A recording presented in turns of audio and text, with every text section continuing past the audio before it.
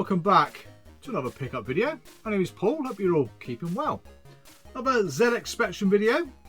Been plugging away at the Sinclair Spectrum games for a while. Not too bad in terms of the quantity coming through. That's calmed down quite a lot, to be fair. Just picking up a few stragglers for different subsets. Apart from that, yeah, it's been business as usual really with the Spectrum. I've got a few other bits and bobs for different systems, but yeah, predominantly it's been for the Specky. I don't know about you guys, when you had your first bank accounts. Some of you might have been really young, I don't know, but I was a teenager, probably about 14 years old. You're looking for, I suppose, your first little card-based bank account, aren't you? And then I chose a particular bank, don't know why, but yeah, they kind of sent you a magazine every single month. It's one of these ones that are designed specifically for teenagers, I suppose. You got a free jumper and a few other bits and bobs with it as well, like a pen and all the rest of it. Little card, cash card. But this particular bank dished out video games. That's quite interesting. I do remember banks doing that, but I forgot all about it. Now, this particular item that I got was mentioned in a comment, and then miraculously appeared like 2 days later on eBay. So I looked at it, watched it, thinking it would probably go for a few quid because it's quite an obscure item. But yeah, the bank is TSB. They brought out this game called Cred Breaks Out. I don't know if any of you remember that. It's in lovely condition. It really is. But yeah, anyone got any recollection of this game? This came out, I believe, on different formats as well. It wasn't just the Sinclair Spectrum. But yeah, at least they were a bit more imaginative, giving out games rather than giving out a bloody jumper. 1986. Yeah, the Magic Micro Club. I have no idea about this at all. So yeah, again, like I said, it didn't cost much at all. About 2 quid. The game itself, from what I remember, is a mazy game. You've got to go and get some aliens from the bottom right of the screen. You're almost like playing tag. You tag them, they follow you for a bit. If you go too fast, too fast, or you don't do anything, they go and wander off. So it's quite good, really. They follow you up to the mothership, and obviously then you've got to go back and rescue the rest of them. But yeah, and avoiding at the same time the aliens. So yeah, it's all right. But I was more curious about the game, where it come from originally, rather than the game itself. But yeah, really pleased to pick it up for a couple of quid. A rather peculiar one. I do have the one from the Weetabix. I think you had to save up coupons or cut out the side of the box or whatever and send a number of coupons off to get the game. Yeah, that was a bit more common, but that one I've never seen before. Right, another little mini set I'm after. Now, when I got my 128K Plus 2, my grey one, got a bunch of games with it. Now, I only got the 6 games. I believe Dixon's and Curry's brought out multiple different packs. Sometimes you got these 6 games. Sometimes you got different games. Sometimes you got an Ocean compilation. So yeah, it was a bit different. But I want to get those 6 games in their original releases. Now, I remember games like Punchy, Alien Destroyer, Treasure Island. There was 6. I never remember them all. Oh Mummy. That's 4, Paul. You're doing well, mate. You're doing bloody well. This one's the 5th one. This is called Crazy Golf by Mr. Micro. Comes in a nice, cool little box. Well, dual case, but I like the inlay. Mr. Micro. Punchy comes out in a box like this, or an inlay like this. Quite expensive. Scorpio on eBay at the moment, sealed, but I'm not paying 50 quid for it. To be fair, I wouldn't want to pay much more than about 10-15 quid for them, really, but this was quite cheap. But I do have this. I do have Treasure Island, which came out by, was it Gem Software or something like that? I think I got 3 of them. Have I seen Oh Mummy before? Because some of the games may have just gone straight into those packs rather than been released individually. But I can't think of who released Oh Mummy. But I do have Treasure Island, Crazy Golf, and I'm pretty sure I've got one more. It is Crazy Golf. It looks absolutely terrible. All 6 of those games, from what I remember, were terrible, weren't they? It looks really, really basic. I'm not sure when this came out. It might have been 1983. I'm not sure. But yeah, I'd like to have all 6 of them. I think I've got 3 to go. assuming it all got a full price release. Then we got a couple of other, I think are they well known? I don't know if they're well known, but people do like to collect for them. The games themselves are horrendous. They are. Now, I've got a couple of games from this first one I'm going to show you, from this publisher. I've got a game called C5 Clive, which was alright, C5 Clive. A game called Happy Hour, which was, again, it's alright. And one or two others. Now, this one is called Beeble.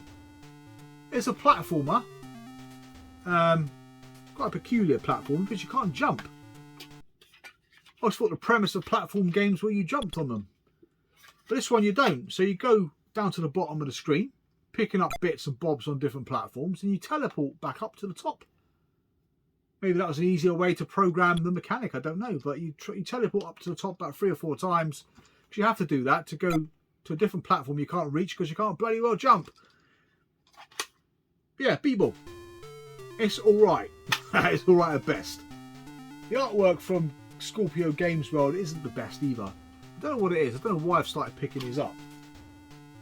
Quite an obscure little company. I'm not sure they were called Scorpio before that, because there are games by a company called Scorpio. So yeah, I don't know what happened there. The next label, again, probably a little bit more famous. Again, before my time, these games are all kind of early 80s really. Kind of very early in the Spectrum's days. Well, the Spectrum's release, I guess. And this one is called Chopper Rescue by Blaby Computer Games. The artwork again can be very hit and miss with Blaby, and so can the bloody well games. This one I'm pretty sure is a game written in BASIC. I remember writing games like this from the old books back in the day. But it is, you are a helicopter. You're supposed to rescue scientists. But I don't know how you rescue anything, because I tried to land on the scientists to pick them up and you die. You've got a bomber going overhead dropping nuclear waste on you. Yeah. Not impressed with that one. This was part of a bundle. I think Beeble I picked up as a right now. Crazy Golf I bought ages ago. But yeah, this is alright. It's okay. No, it's not okay. What I'm talking about is shit. It's good to have it, but it's a crap game. Now, I'm not sure if all of Blaby's games are like that. Although some games can fetch a pretty penny. So I doubt I'd go for all of the games unless they came up cheap and cheerful. But yeah, it's one of the most horrendous games I've ever played on my Sinclair Spectrum. The next one, however, is from a similar sort of age. Now, I'm not sure if this game was originally released by Micromega.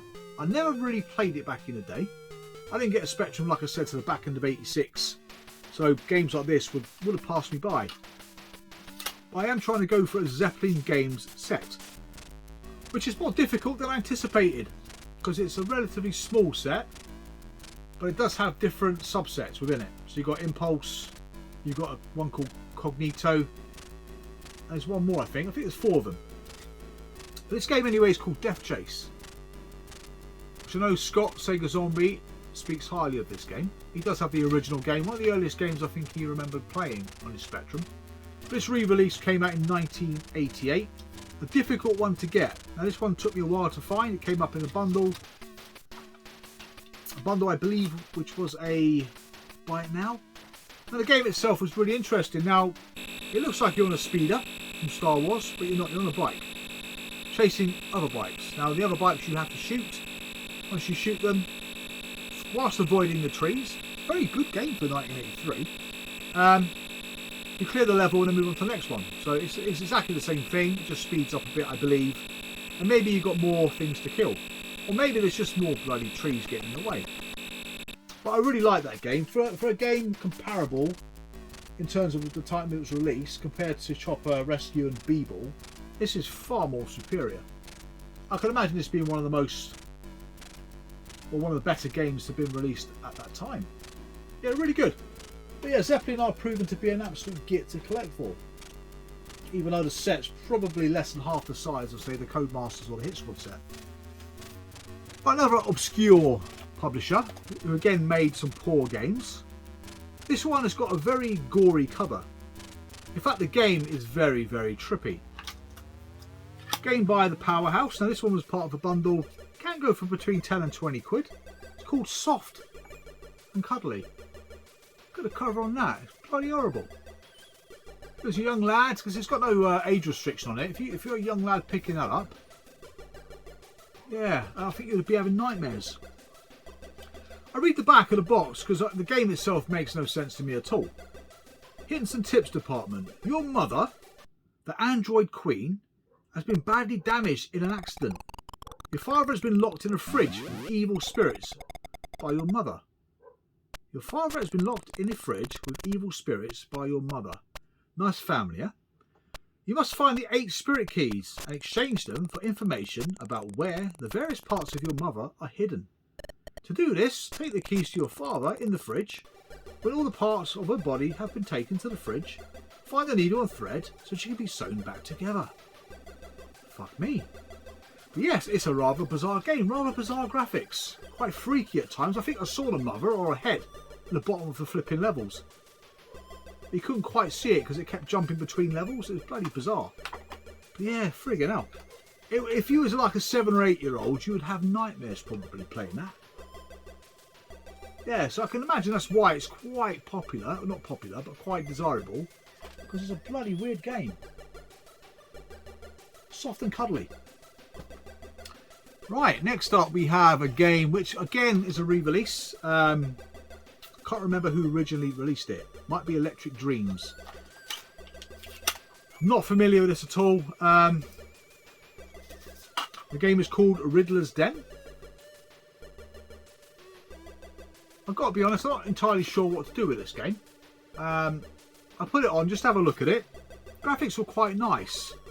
It looks like it's one of those games you pick objects up and do something with them, but I couldn't work out what to do. I was roaming around the caverns. Some of the graphics are quite nice. Some of the big baddies are pretty well drawn. There's a dragon, I think, which takes up about half a screen, which is quite cool. Little tail wags. But yeah, not sure what to do. You can't pick anything up. I read to find the keys, usual stuff, but there's no function to pick up something. So yeah, I've got to read the instructions of this one. Again, quite an elusive game by Silverbird. One of the more sort of desirable Silverbird titles, but yeah, I picked this one up in a bundle quite recently. Probably looking at about 5 or 6 quid for that game, I think, to buy it, but as far as Silverbird games go, most of them are generally quite cheap, aren't they? Except this next one. Before I show you that one, I'll show you its prequel. Now this gentleman, very famous guy, back in the sort of 8 and 16-bit era. He probably makes games now, I don't know. I don't know much about him. But I remember playing XCOM Enemy Unknown a hell of a lot on the Amiga. It's called UFO Enemy Unknown on that, to be fair. I played XCOM quite a bit. No, I didn't. I'm confusing myself. Yeah, the Amiga version I played a lot, and then I played the remake of it, which came out probably, what, 2010, 2012, something like that, which I absolutely loved. The first one I'm going to show you is Rebel Star by Firebird. I didn't play these games because I've got a bit of reading to do. It'll take a bit of time to get into them before I can get some footage.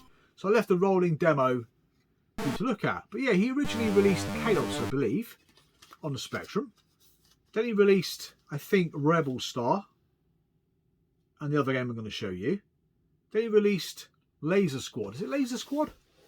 Which again is very similar. They're all very similar games. It just seemed to have evolved quite nicely into quite nice looking games in the end. Now I believe he then released UFO or XCOM. So yeah, it looks very basic as you would expect. Not to be fair, it's a budget game. I'm not sure if this game was released in a full price variant or not. I don't know, because that's a lot of game for $1.99. Excellent value for money.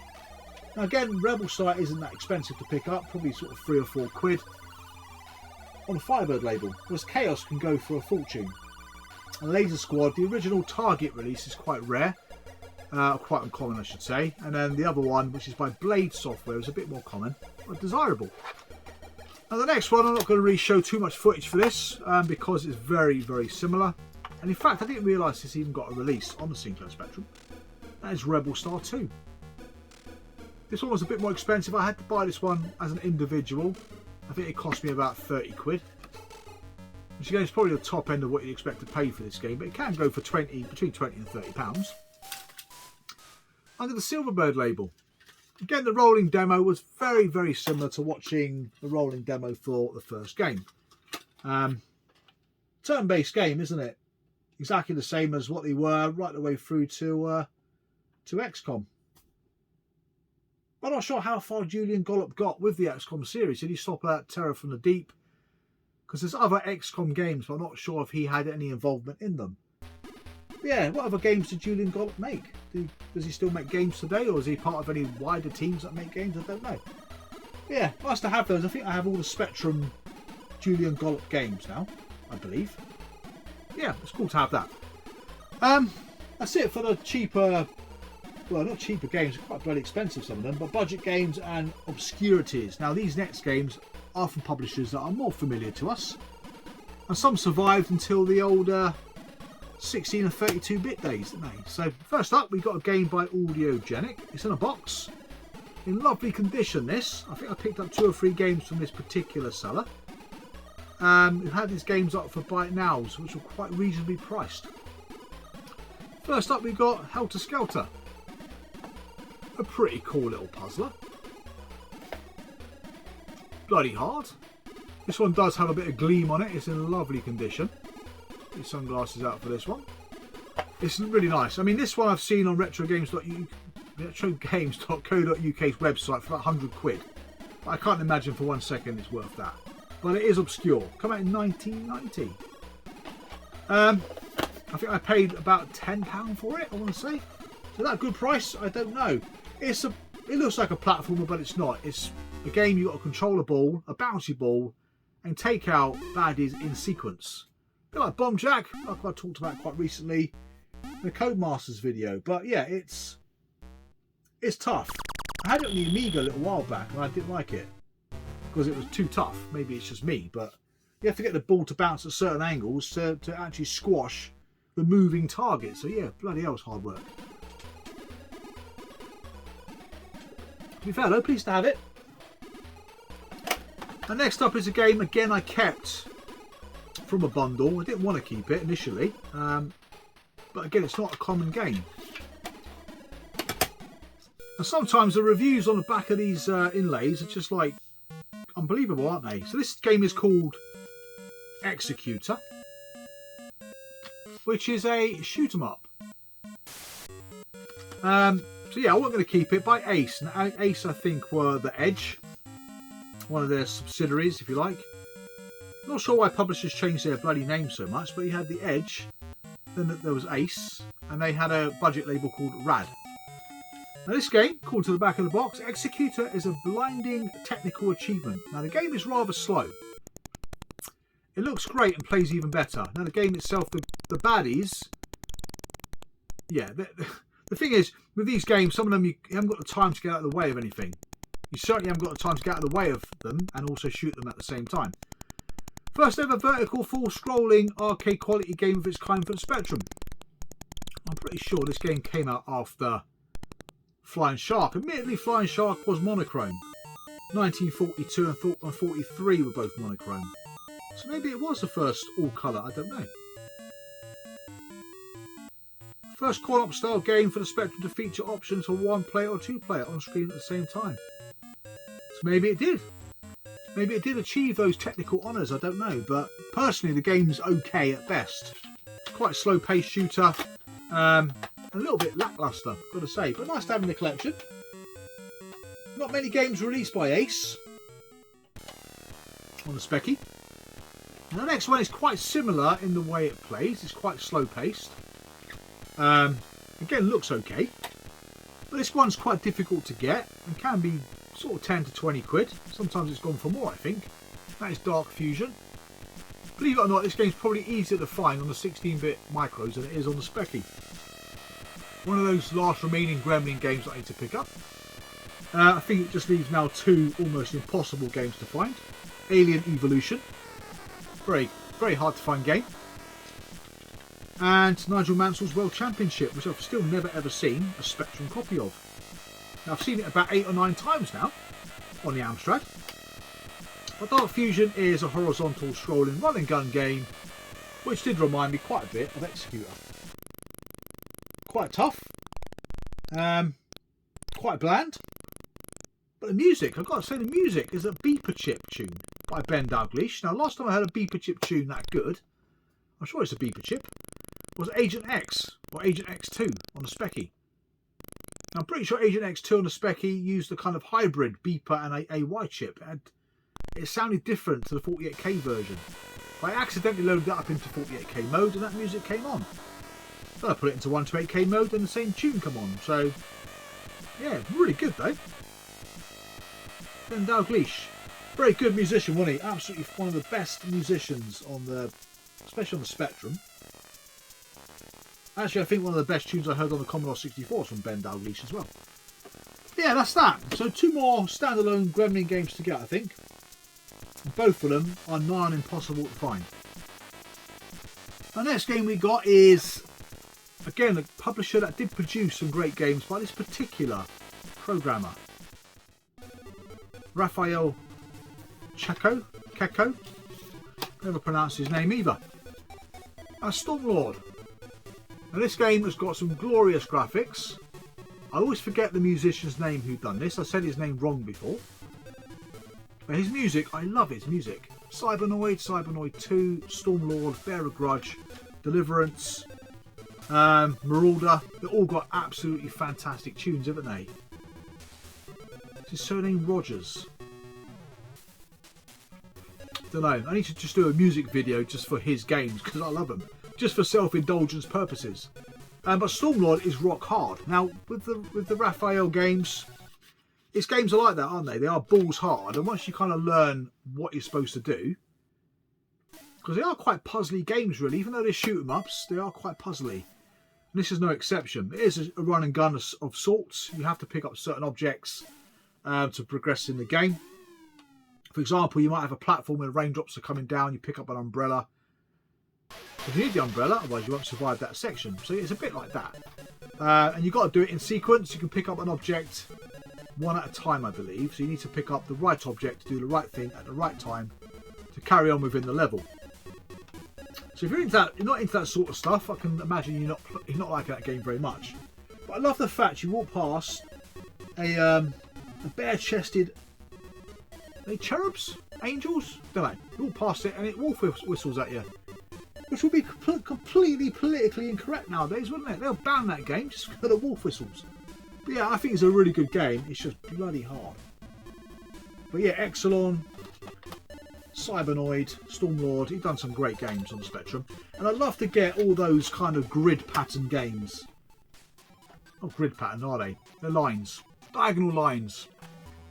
Another game like it, obviously, is the old Cybernoid. So yeah, they got a cool livery. I do like that. I think I'm 3 games away from completing that particular set. The ones I'm missing aren't overly difficult to get, luckily. So yeah, that's Stormlord. Great game, great music.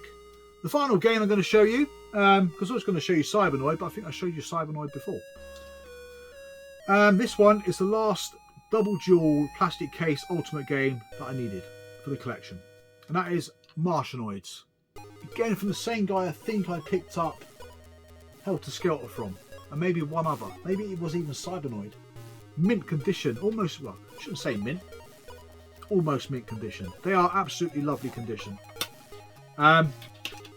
Mint for me is like brand new, isn't it? Mint for me is like, it is literally minted at a factory, at a coin place, what it's called, Royal Mint. But yeah, Martianoids, lovely condition. Now this game is a isometric title. It's a weird one because you've got the left and right controls, the characters turn, what am I trying to say? Yeah, the character turns when you push left and right, literally turns. And forward and backwards is the direction of travel. Whereas some of the other games you push up, you go whatever direction, right, whatever, you know what I'm saying. So yeah, it's a bit different like that, and because of that, the game can be quite slow. It takes a little while to turn your character around to move in any particular direction. You can't just push up and down. But yeah, again, not really played it for long. Go around shooting stuff, that's all I know, picking up batteries. What the purpose of the game is, I don't know. Again, Martianoids is one of the more expensive games nowadays. This was reasonably cheap at around about 20 quid, maybe £15, but it can go for about 60 quid. As can other games like this in the plastic cases by Ultimate. Like Bubbler. Bubbler's quite hard to find. Cheaper than it used to be. Gunfright is probably one of the more cheaper ones by Ultimate in the plastic case. Cyber Run. That can be quite pricey as well. That's it. A nice mixed bag really for the Sinclair Spectrum. Quite enjoyed picking those games up. Some are really good, some aren't. Some are atrocious. But yeah, the Spectrum though, it's one of those never-ending holes, isn't it really? Never-ending holes. Well, thank you very much for putting up with me for the last 25 minutes. Yeah, thank you very much for subscribing. Hope to see you all again soon. Take care and bye for now.